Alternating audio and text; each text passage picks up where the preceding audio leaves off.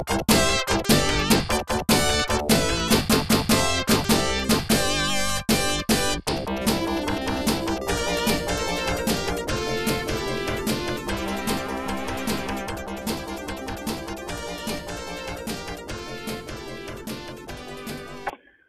so here is the kind of the big overarching, right, topic for this unit, right? The unit's called electric circuits. So here's what we're going to start talking about, these circuits, okay? And then we'll talk about later about RC circuits, or what happens when you have resistors and capacitors together in a circuit, okay? So the simple definition, a circuit, right, is the path that an electric current travels on, right? And a simple circuit consists of three things, right? It's all you need to have a simple circuit. You need a battery, right, or a voltage source, or something that we call an EMF source. And we'll talk about EMF a lot later, but it's called an electromotive force, right? So we need a source that's going to cause these electrons to move, right? So this source is going to motivate electrons to move. The second thing you need is some sort of conductor. Well, in a circuit, the conductor is the wire, okay? And then finally, you're going to need resistors, right? So you're going to need some sort of device that is going to hinder the flow of the current to use, right? So what are some resistors that we talk about? You got a TV, computer, right? For you kids, you got video games, right? Video game systems, right?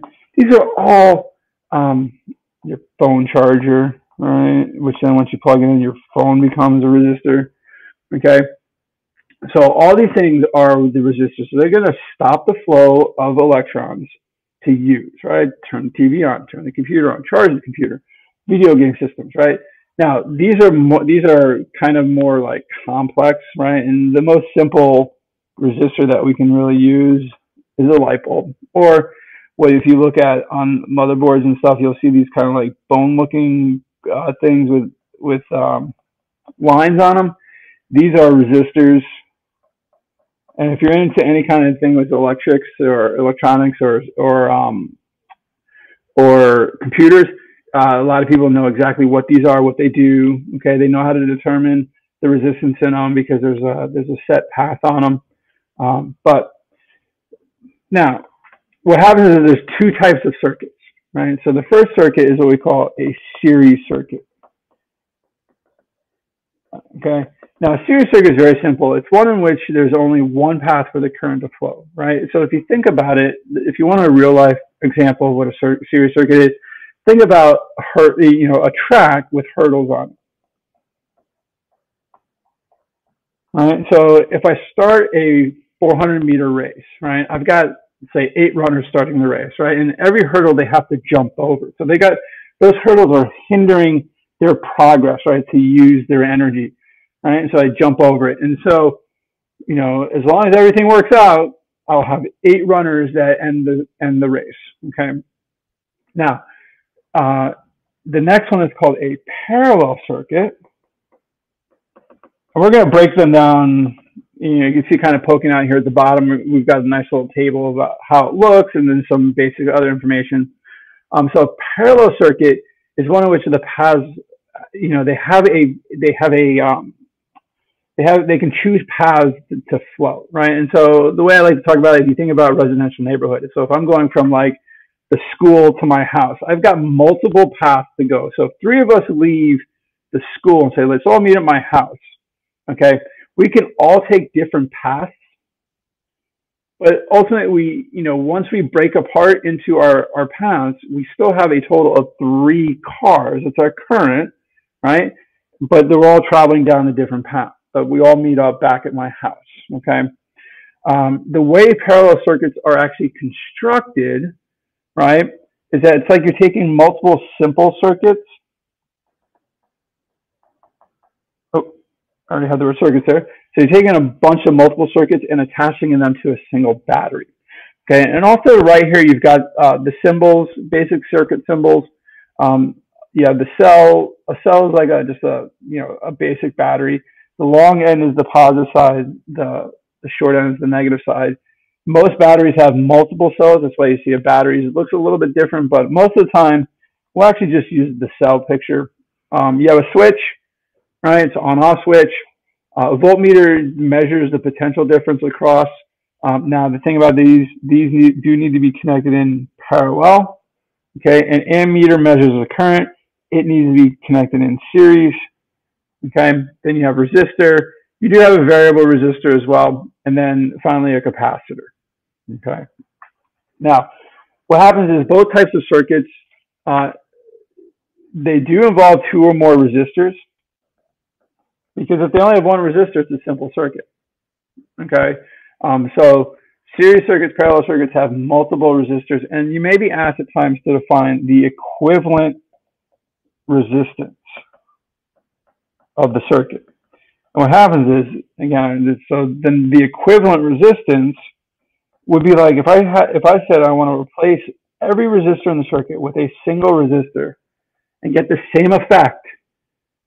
Okay, this is the one that you would do it with. Okay, and parallel and series circuits both have their ways to determine equivalent resistance, and we're going to get into that here in a second. Okay, so let's talk about how. Let's look at let's fill in this nice chart here. And so we got series. So we got series circuit, parallel circuit. How does it look? We got the potential difference, the current, the equivalent resistance, and then just some basic features of these types of circuits. So a series circuit, how does it look? So I've got my battery. I've got one resistor, two resistor, three resistors.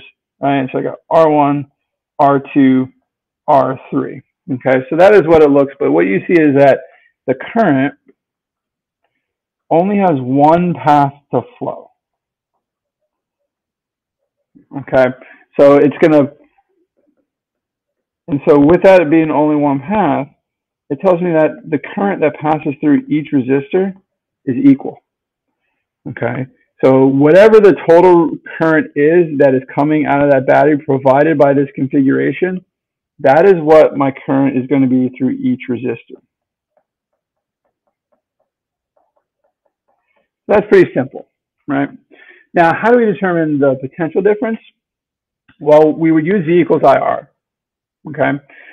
So if I say V equals IR, notice that what happens is if the I is the same for each one, but R is different, you're going to get different voltages, right? But one thing what happens is your total voltage, right? The voltage across each resistor has to sum to,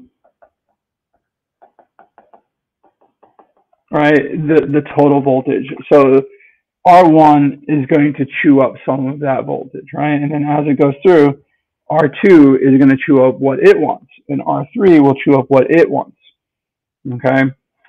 Now, if I know that the total voltage, okay, has to sum, then I know like I R1 plus I R2 plus I R3, right? Okay. So if all these I's are the same, notice what happens. I get this R1 plus R2 plus R3. This right here, right, is my equivalent resistance. So that's how I determine equivalent resistance for a series circuit. Okay, so remember, this is a series circuit. So the equivalent resistance in series is just simply the sum of the resistances. Okay, parallel circuit is going to be something completely different. Now, what are some of the features of a series circuit? Well, this is the way I like to explain this.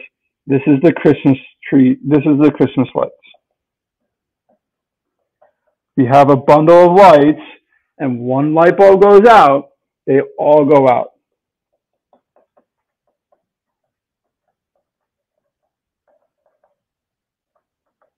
Okay. And so that's because each resistor acts as a switch. right? So if one of those bulbs goes out, then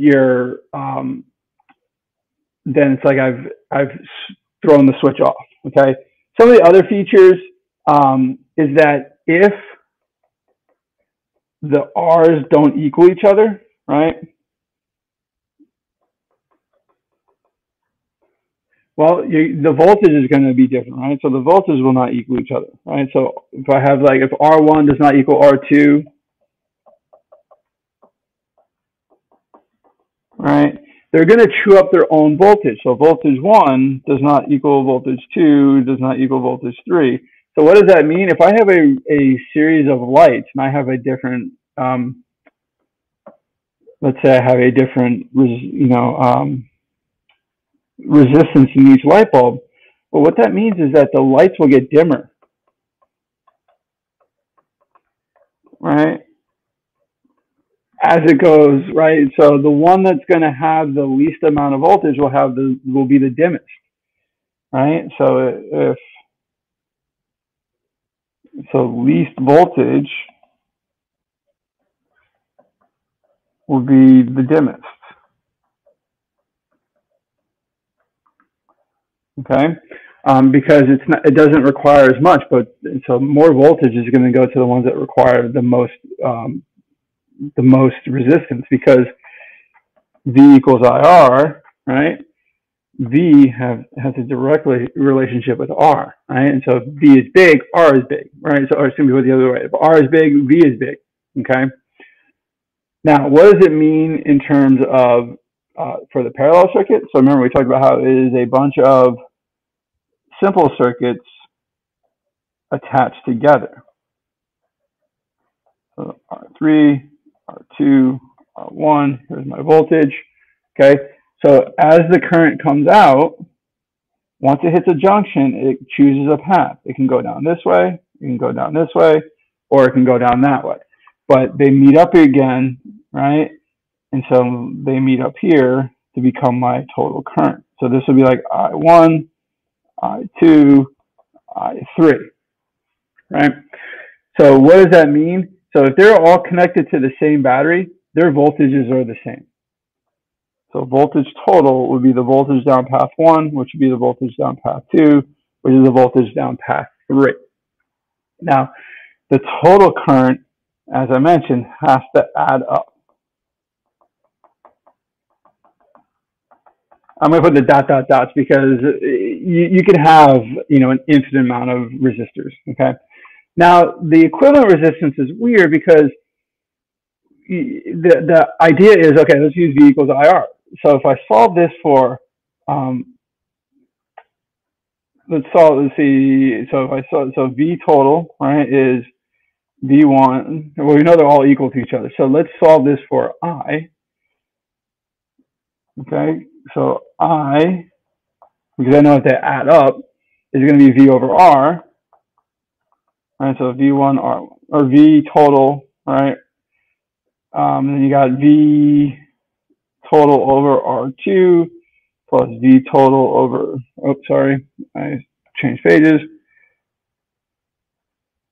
Would help if I didn't try to cram that into that little space. So let's find a nicer space. So I equals V total over R1 plus V total over R2 plus V, so I'm going to I total, because I know it's the sum, right, down each path.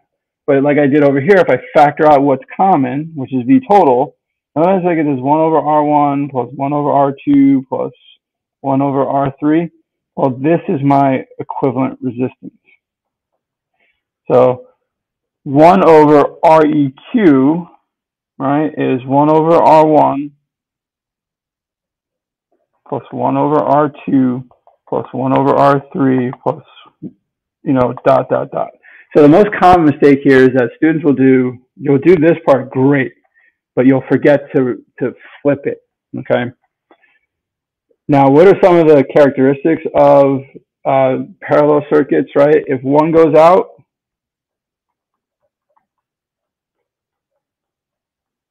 the others stay on. So it's the opposite of the Christmas lights, okay? And understand that current follows the path of least resistance. So think about this. If you think about, like, let's say Target or Walmart on Black Friday, right? Christmas shopping. What happens is, if you only have one lane open, everybody's cramming into that one lane, right? So let's say I have 10 customers. The second another lane opens up, what happens? Some of the customers go there. So I've taken that total current of 10 customers and I've reduced it by opening up a second resistor, right? Least resistance. Or if you come up to the registers and you're like, which way am I going to go? You're going to find the one that has the least people there. So that's the path of least resistance. Okay. You can also think about this in terms of water flow, right? Water is going to try to find that path to get to where it's going the fastest. Okay. So that's one thing to remember. The current will follow the path of least resistance. So the most current, right, will go to the smallest resistance, right? Because if I look at V equals IR, these two have an inverse relationship, right? So the most current is going to go to the path that has the least resistance. Okay. Now, what happens though, for the most part, the questions that you're going to run into don't, they will have simple circuits, but you'll deal with what is called a combination circuit, right? Which a combination circuit is a circuit that has both parallel and series components to it. And you can see the one here in the bottom right-hand corner of the screen, okay? But right here, you can see there's a problem-solving strategy to solve these combination circuits. First, you need to figure out how are they in. Are they in series or are they in parallel? Okay, and then you need to kind of just start whittling it down so there's one resistor, right? And so you're going to combine the pure series combinations. You're going to redraw the circuit. You can combine the parallel combinations, redraw the circuit. Okay, repeat the above steps until you get to one resistor, which then allows you to find the total current, and then you just move back through. So the reason I love these questions, because they're like puzzles, right? I need to figure out, different things, right? I need to figure out resistance. I need to figure out voltage. I need to figure out, what is the total resistance? What is the total current, right? So what I like to do is I actually like to create a chart. So here's an example. It says, for the following circuit, determine the following: the equivalent resistance of the circuit, the current, voltage, and power across R1, the current voltage and power across R2, the current voltage and power across R3. Okay, and I'll even add, like total power, right? Total current, right? And we already talked about, the total voltage. We have that. It's the 12 volt that you see and then, right? And all that's going to lead to that total resistance. And what I like to do is, so I've got three factors. I've got current, I have voltage, I have power, okay? And so I have, in this case, I have three, right? I have R1, R2, R3. So I have a 10 ohm, which is my R1. I have a 60 ohm, which is my R2. I have a 30 ohm, which they call R2, but we'll call it R3, right? But then I have a total, right? And so I like to just create this nice little chart, okay, of how do I get all this stuff together, right? And so what I need to do is now find my totals first, and then I can go and fill in the rest of the chart. And so if I find my total, notice that these two here are in parallel. So I need to find that combination first. So I can say 1 over R EQ for that combo is 1 over 60 plus 1 over 30, right? And so that's going to be, what, 3 over 60. Then I flip it. So the equivalent resistance of that section is going to be 20 ohms. But notice that this is in series with R1. So my total equivalent resistance, right, will be 10 ohms plus 20 ohms, which is 30 ohms, right? So my total will be 30 ohms, which means now so my voltage is going to be 12 volts. So now I can fill in this box here by simply doing my V equals IR and say, okay, I is equal to V over R. And so that's going to be 12 over 30, which is 0.4, which, because I know there's 0.4 amps coming out of here, well, there's 0.4 amps going into there, but then there's 0.4 amps going into this combination. So there's 0.4 amps going into the 10 ohm, right? Because that's our property of series circuits. Okay, but I do know that this plus, so the 60 ohm I box plus the 30 ohm I box has to equal 0.4 because it's the property of parallel circuits. Okay, and so what I need to do, but before I can find out those currents, I need to find how much voltage is actually going into that piece, because part of that voltage is going to get chewed up by that R1. So V equals IR, right? I know there's 0.4 amps going into a 10 ohm resistor, which tells me there's going to be 4 volts, which means down each leg of this is going to be 8 volts, right? Because the total voltage adds up. If I have 12 total volts, and then I have my 4s being chewed up by the 10 ohms, that means 8 volts is going to my my parallel combination. This is a weird part of my, I'm going to redraw that real quick as we talk. Okay. So now I can figure out the current that's going down both, right? And what happens is this current in 3 should be greater than the current in 2, right? Remember, we talked about the path of least resistance. So there's less resistance in the R3 leg than there is in the R2 leg. And so if I do I equals V over R, so it's going to be 8 over 30 and 8 over 60. So I3, I2. I know that, so it's going to be 0.133 in the 60 ohm and 0.267 in the 30 ohm, right? I just do 8 over 30, 8 over 60. And note that if these two add up, they should add up to 0.4, and they do. Now, to find the power, all I have to do is multiply each box, right? So my total power is 4.8 watts.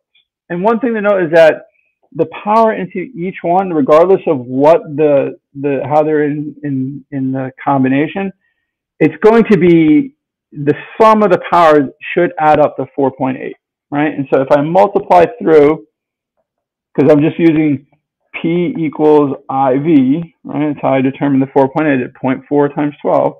This becomes 1.6 watts. This becomes 1.067 watts, or 1.064 watts, and this becomes 2.136 watts, right? And if I do add all that up, it does become, let me just double check that real quick. 0.133 times 8, 1.064, 0.267 times 8, 2.136, 1.6 plus 1.064 plus 2.136. Lo and behold, I get 4.8 watts. Okay, so this is just an example problem, right, on how we do these, how we break apart circuits, and this is actually from an old AP test. In the next video, we're going to start bringing in what is something called Kirchhoff's rules, and then we'll go into RC